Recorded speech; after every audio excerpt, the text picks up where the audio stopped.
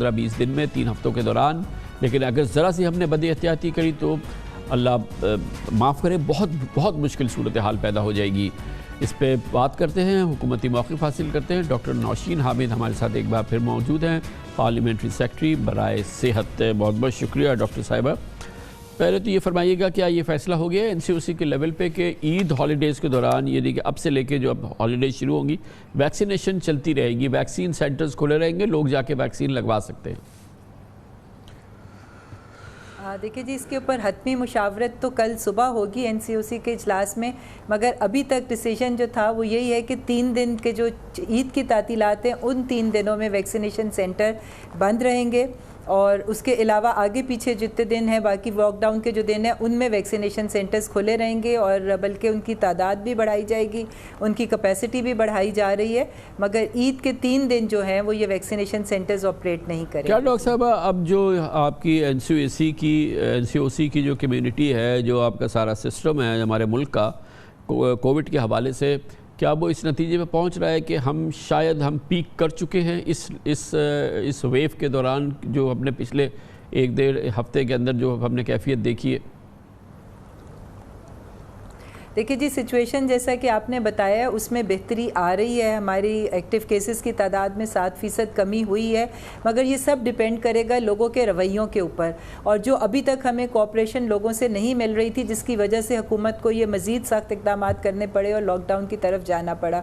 पर लॉकडाउन से डेफिनेटली आपको ये पीक जो है ये नीचे जाएगी, क्योंकि अभी आपके सामने मर्दान की मिसाल मौजूद है, वहाँ पर हाईएस्ट इन्फेक्टिविटी रेट था, मगर 1 हफ्ते के लॉकडाउन से वो रेट बिल्कुल नीचे आके 35-40% के बीच में था, वो 4% पे आ गया। तो lockdown does make a difference. तो इंशाल्लाह ताला मैं समझती हूँ कि ये वो दिन थे जब बहुत ज़्यादा इंटरेक्शन के मौके आने थे, लोगों ने बहुत ज़्यादा सोशलाइजिंग करनी थी। तो इन दिनों में जो लॉकडाउन है वो एक पॉजिटिव इफ़ेक्ट होगा, इसके फैलाव को रोकने में इंशाल्लाह ताला बहुत हद तक फ़र्क पड़ेगा जी इस चीज़ से। डॉक्टर साहब, एक और चीज़ है, क्योंकि बहरहाल इकॉनमी और फिर कोविड का बचाव, ये दोनों चीज़ों को एक साथ सिक्योर करना है। बहुत मुश्किल सूरत हाल है, क्योंकि ये बिज़नेस के लिए मेक और ब्रेक सीज़न होता है, ईद शॉपिंग सीज़न जो है, और जाहिर है कि हुकूमत ने, हालात भी ये थे, उसके लिए इसी दौरान लॉकडाउन का ऐलान कर दिया है। कुछ खबरें चल रही हैं कि ठीक है ये लॉकडाउन रहेगा, लेकिन शायद हुकूमत 1 दिन की रिलैक्सेशन फर्दर शॉपिंग के लिए दे उन्हीं औकात में, जैसे कि अभी पहले मौजूद थी। अंडर कंसिडरेशन है ये बात कि अब से लेके अगले चंद दिनों में कोई 1 दिन या सैटरडे को परहैप्स लोगों को एक और इजाज़त हो कि वो शॉपिंग कर लें ईद की? जी, अभी महल इसके बारे में कोई हतमी फ़ैसला तो नहीं हुआ, मगर असद उमर साहब ने आज से 2-3 हफ्ते पहले लोगों को ये इन्फॉर्म कर दिया था कि वो अपनी तैयारी कर लें, क्योंकि आखिरी 10 दिनों में सख्ती हो सकती है। और मैं समझती हूँ कि मेजॉरिटी लोगों ने जो है वो अपनी ज़रूरियात जो हैं वो कर ली है, उन्होंने अपनी तमाम शॉपिंग्स जो हैं वो काफ़ी हद तक कंप्लीट कर ली हुई हैं, क्योंकि वही रश जो आखिरी अशरे में होना था, आपने देखा है कि बाज़ारों में हमने पिछले कुछ दिनों में वो तमाम पब्लिक को हमने देखा है कि वो बाज़ारों में मौजूद थे, उन्होंने अपनी ज़रूरियात ज़िंदगी या ईद की जो नेसेसरी तैयारियां थी वो उन लोगों ने कर ली हैं। लेकिन तो अगर एक और दिन इसी तरह से, अगर यही एक दिन अगर एक्सटेंड हो जाए, मैं एक सवाल कर रहा हूँ, फर्जी सवाल, तो क्या ये जो कल जो NCOC की आपकी एक इम्पॉर्टेंट मीटिंग है, ये एजेंडे में शामिल होगा, अंडर कंसिडरेशन होगी ये बात कि दी जाए, 1 दिन दिया जाए या ना दिया जाए? नहीं जी, मैं नहीं समझती। ट्रांसपोर्ट को ज़रूर 2 दिन मज़ीद 9-10 तारीख दी गई है कि इंटरसिटी ट्रांसपोर्ट चले, ताकि जो 8 को बंद होनी है चीज़ें, लोग अपने अपने घरों तक पहुंच जाएं। तो जो ज़रूरी चीज़ है वो की गई है। मैं नहीं समझती कि बाज़ार को खोलने से कोई फ़ायदा होगा। वो जो 1 दिन होगा उसमें इतना ज़्यादा रश होना है कि आप फिर चीज़ों को कंट्रोल नहीं कर सकेंगे।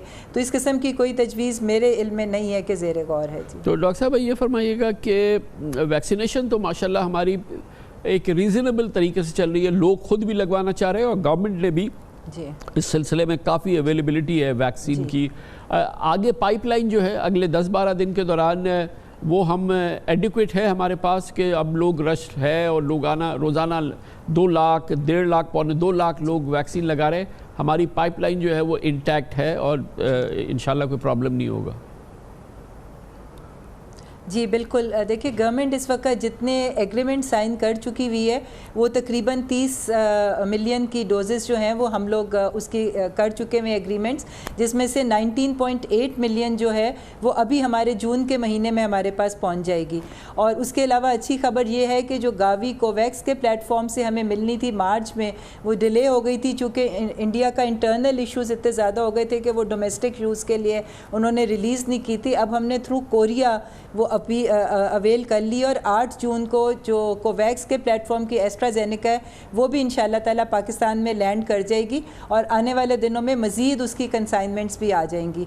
तो मैं समझती हूँ कि इस वक्त हमारा जो प्लान है कि हमने 2021 के एंड तक अपनी 7 करोड़ पॉपुलेशन को वैक्सीनेट करना है हर्ड इम्यूनिटी अचीव करने के लिए, वो तमाम वैक्सीन जो हैं वो पाइपलाइन में है और ये कंसाइनमेंट्स अब रेगुलर बेसिस पे पाकिस्तान पहुँचती रहेंगी। तो इसमें एक और बड़ी हौसला अफजा बात है डॉक्टर साहब, कैंसिनो बायो की जी ये मैं पूछना चाह रहा हूँ कि ये कैंसिनो बायो जो है ये तो हम लोकल फिलिंग करेंगे, ये तो यहाँ पर अवेलेबल होगी इंशाल्लाह। और एक तो ये कि रोल आउट कब होगा और इसकी क्या क्वांटिटीज़ क्या हमने जहन में रखी हैं जो कि हम यहाँ पे फिलिंग करेंगे, जो हमारी चाइनीज़ कोलैबोरेशन हुई है?